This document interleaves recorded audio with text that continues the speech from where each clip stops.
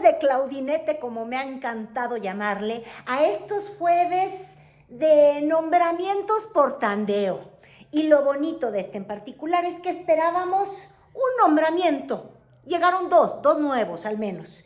Y además también esperábamos solo una información, pero nos enteramos, habrá mañaneras claudineras, señores. Arrancamos.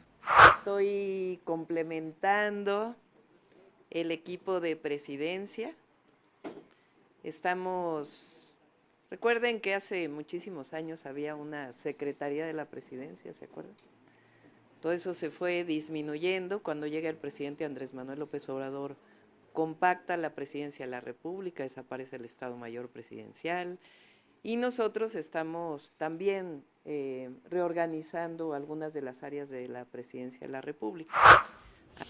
Efectivamente, siguen los nombramientos de Claudia Sheinbaum y en particular el equipo que la acompañará en las oficinas de Palacio Nacional en la presidencia. Ella misma explica que así como el presidente López Obrador quiso hacer una estructura más austera, más compacta de la presidencia, ella está buscando una reorganización con un jefe de oficina al que anunció hace 2 jueves, que es Lázaro Cárdenas, en quien confía se va a recargar justamente este equipo muy sólido, de nombres muy pesados, de personas con cargos, pero de verdad de esos que no cualquiera van a estar acompañándola en su día a día. Y ahí es en donde entran justamente el exministro de la Corte, justamente Arturo Saldívar, quien renunció un año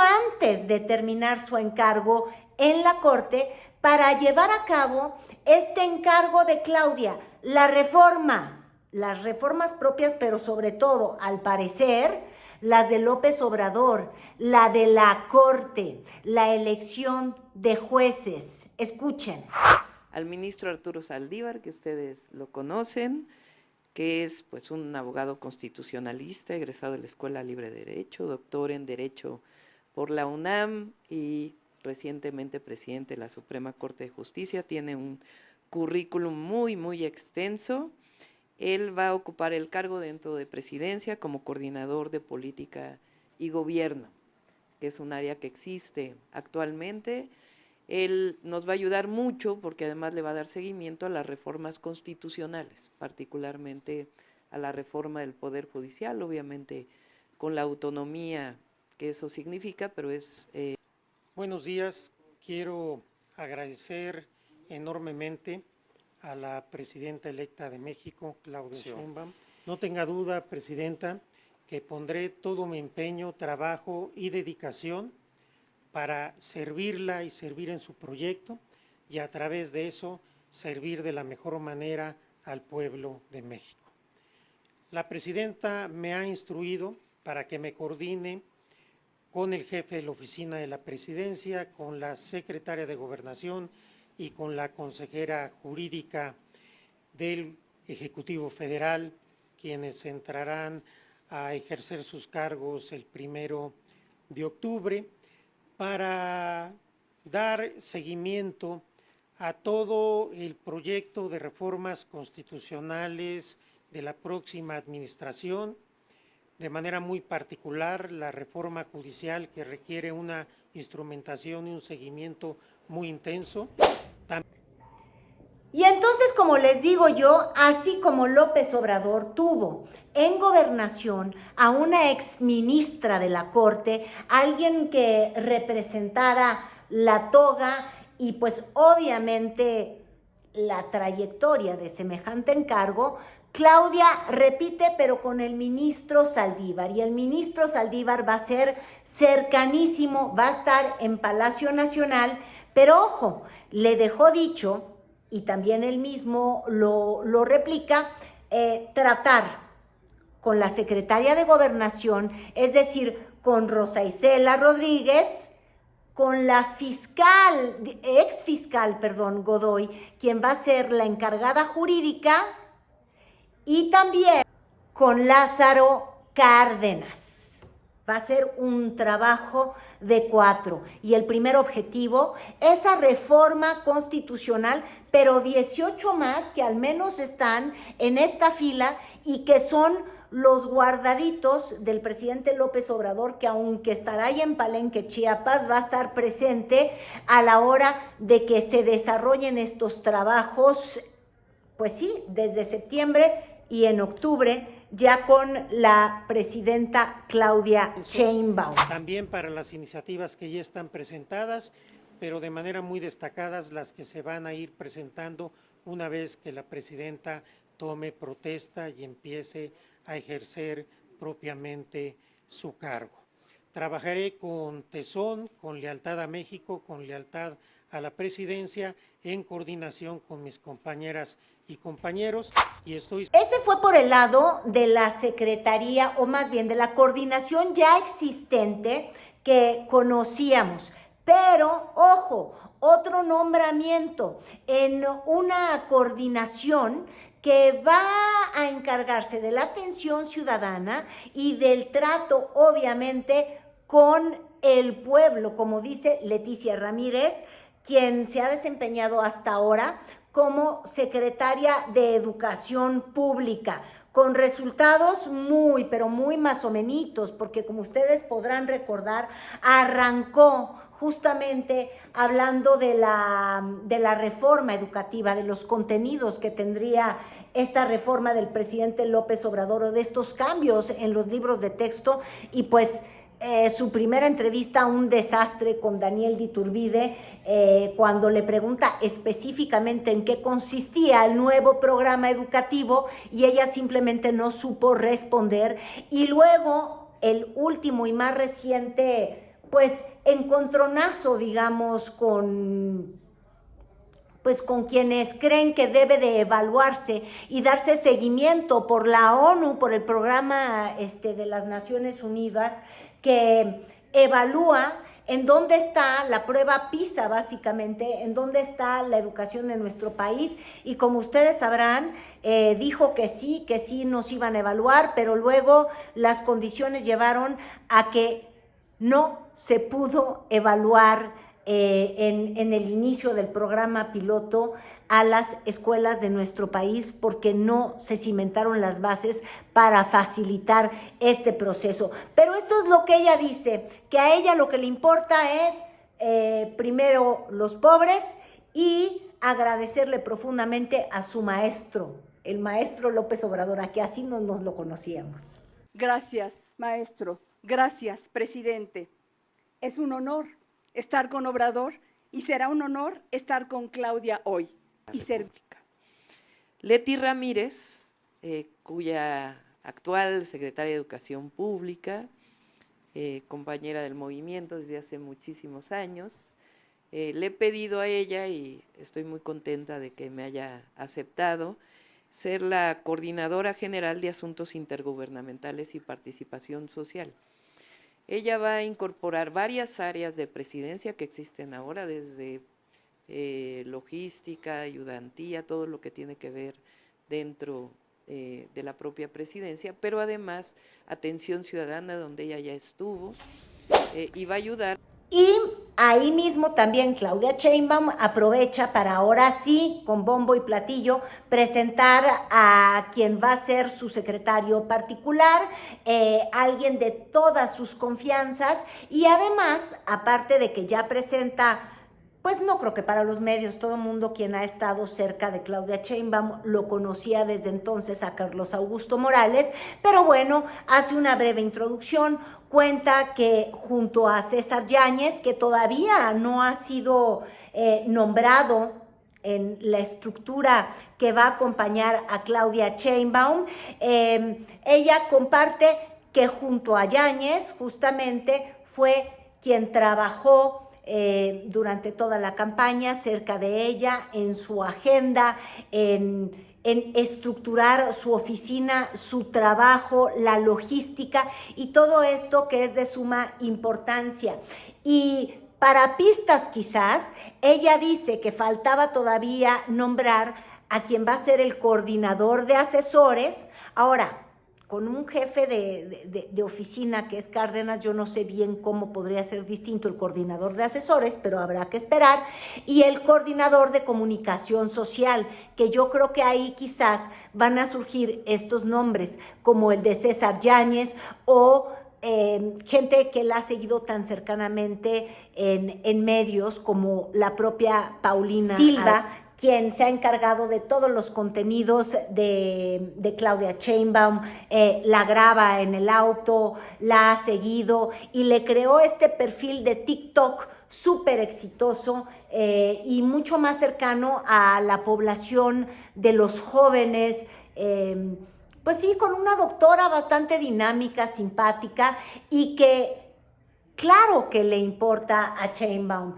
Y de hecho tiene al otro TikToker en jefe de la 4T, que es Arturo Saldívar. Les digo yo, miren, en esta superpresidencia, que va a ser como el equipo maravilla, Mujer Maravilla, Claudia Sheinbaum, y luego los demás superhéroes, sí es posible ver, les decía yo, ex ministro, ex secretaria de Educación Pública, Cárdenas, el nieto del general va a estar en esa super oficina.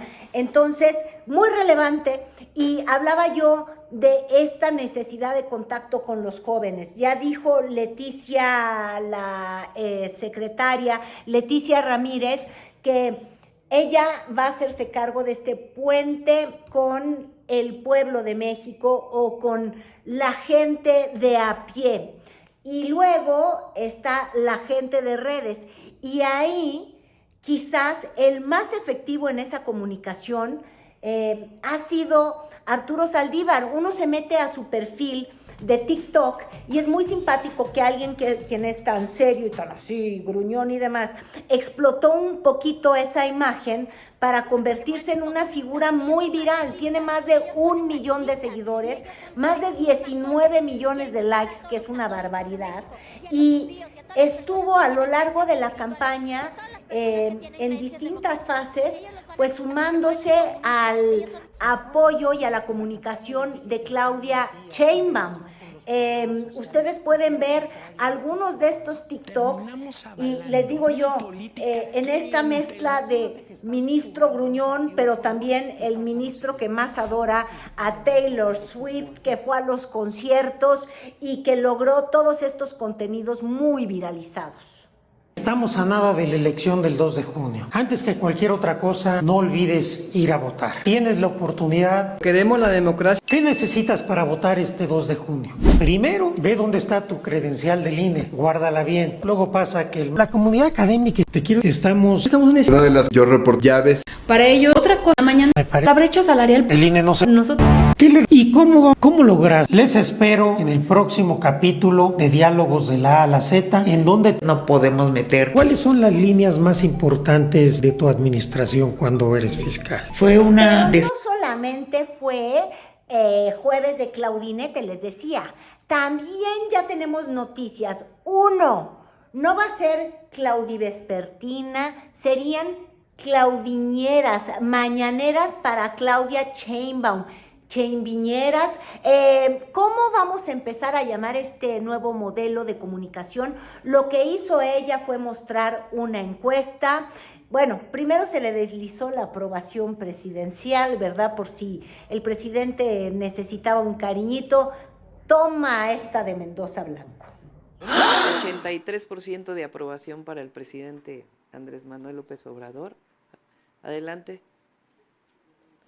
Este es un seguimiento que ellos han dado a la aprobación del presidente, está en su nivel más alto, equivalente a febrero del 2023.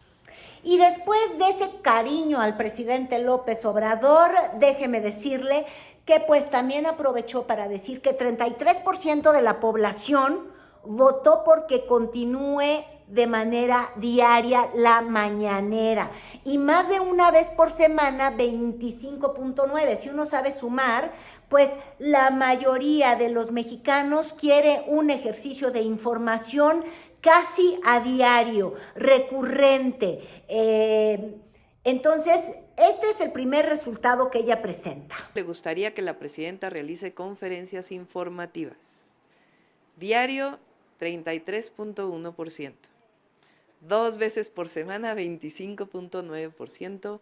Una vez por semana, 28.2%. Y después... La segunda nota es que ni modo prensa, ese fue el momento cotorro, porque evidentemente, pues quienes estaban cubriéndola en la mañana y generalmente quienes conocen la cobertura de los medios, al menos de los medios convencionales, deben de saber que quien acompaña a un candidato en su campaña, luego se sigue durante su sexenio, pues encargado de esa cobertura. Por ende, quienes estaban hoy en la mañana con ella, acreditados de medios como televisoras, Milenio, radio y demás, saben que posiblemente pues les tocará el ejercicio de la información diaria de Claudia Sheinbaum. Y tendremos una Claudia por la mañana, porque la mayor parte de los encuestados, el 45%, o sea, la mitad, dijo que quieren que este ejercicio ocurra como ha estado ocurriendo todos los días, de 7 a 9 de la mañana. O sea que ellos reían, pero con una risa que yo creo que se mezclaba con el llanto, porque esto no es nada más llegar a las 7, es que si ella también hace un asunto del sorteo, eso habrá que ver, pues muchas de las personas quienes han estado cubriendo, por ejemplo, las mañaneras de López Obrador los últimos 6 años, pues se han tenido que despertar en sus hogares a eso de las 4 de la mañana. Díganme ustedes si eso es vida. Ay, no. Ahora le gustaría que fuera esta conferencia.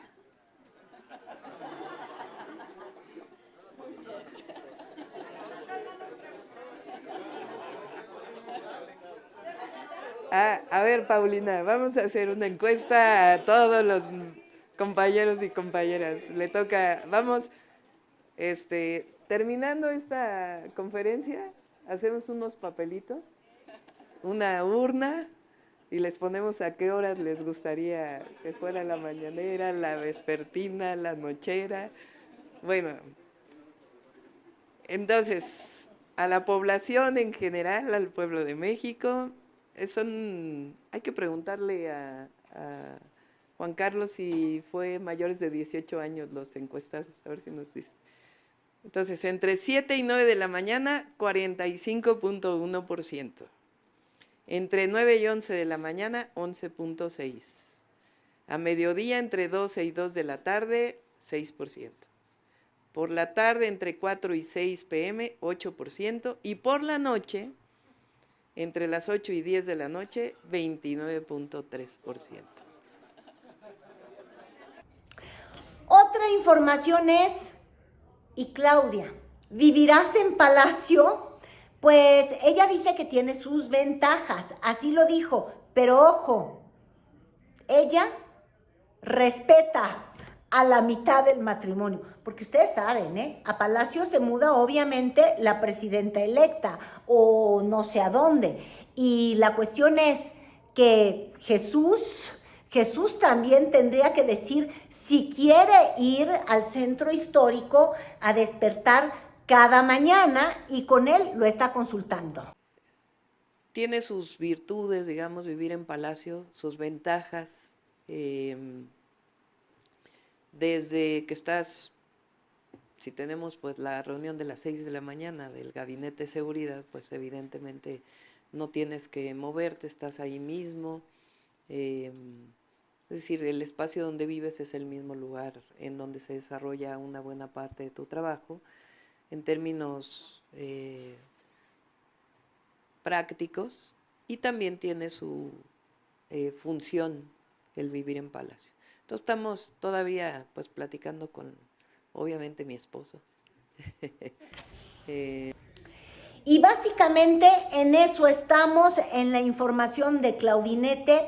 De alguna forma se replican dos modelos que hemos visto recurrentemente en los nombramientos de Claudia Sheinbaum. Por un lado, la experiencia, las credenciales como una forma elemental de ser parte de su equipo.